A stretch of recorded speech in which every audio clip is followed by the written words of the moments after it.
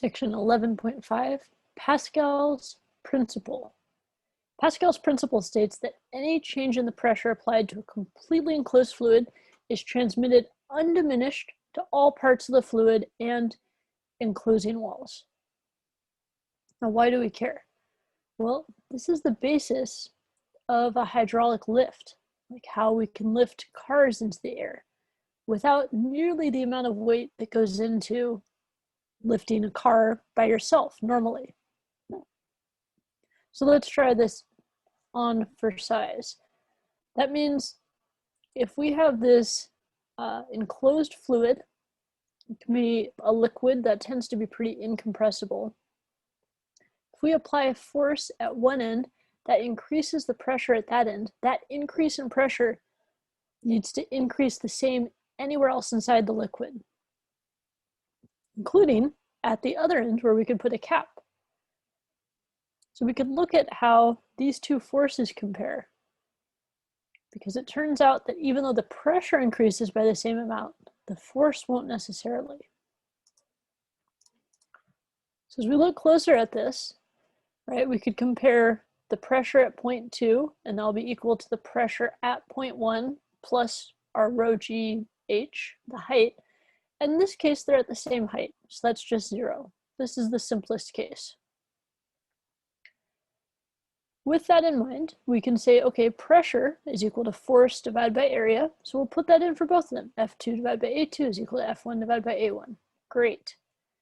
This means that if we solve for force 2 by multiplying A2 by both sides, force 2 is equal to force 1 times the ratio of these cross-sectional areas. So notice, if A2, the area of this second plate, is much larger than A1, the area of this little input piston, then force 2 is going to be much larger than force 1. So we can get way more force out, and we'll see this in just a moment. Now this is in the assumption that these are at the exact same height, right? So that there's no difference in the levels there. And this is commonly what we do, but you may see in application actually lowering the piston on point 2 to a greater depth within. Why is that? Well, then force 2 is not only going to depend on just force 1 coming in, but it'll get this boost by being at a greater depth. So it can get even more force out on force 2, which is pretty convenient. But we're going to mostly be sticking with the even level case. So as mentioned, let's see this in practice with some real numbers. A car lift, which is a great application of this. How can we lift a giant car with not very much force? You can make sure those pistons have different areas. So the input piston says has a radius of 0.0120 meters. The output plunger has a radius of 0.150 meters. So notice this output radius is about 10 times bigger. The combined weight of the car and the plunger is 20,500 newtons. Suppose the input piston has a negligible weight and the bottom surfaces of the piston and plunger are at the same level. What is the required input force in order to match that of the car on the output side? So since they are at the same level, we can use the equation we just got for force 2 as compared with force 1. So force 2 is equal to force 1 times the area of 2 over the area of 1. These plungers are circles, so we know the area of a circle is pi r squared.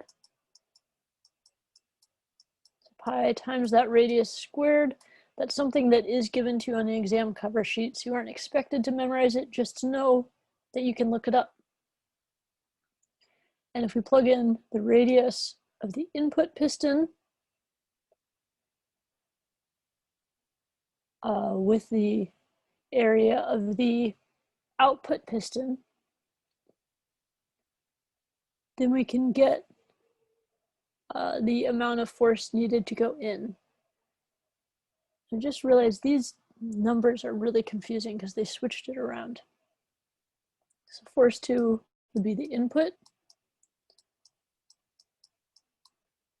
and 1 is now the output.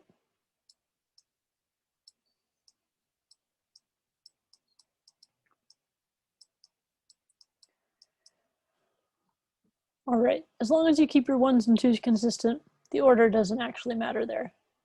But if we plug in all the numbers possible, right, then what we find is the amount of force we need to push down with to lift the car is 131 newtons.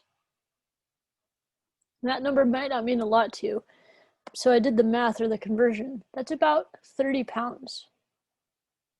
In other words, you could take your dog and put it on the input piston, and that would be enough force, the weight of your dog standing there, to lift an entire car. Super cool. That's the basis of Pascal's principle.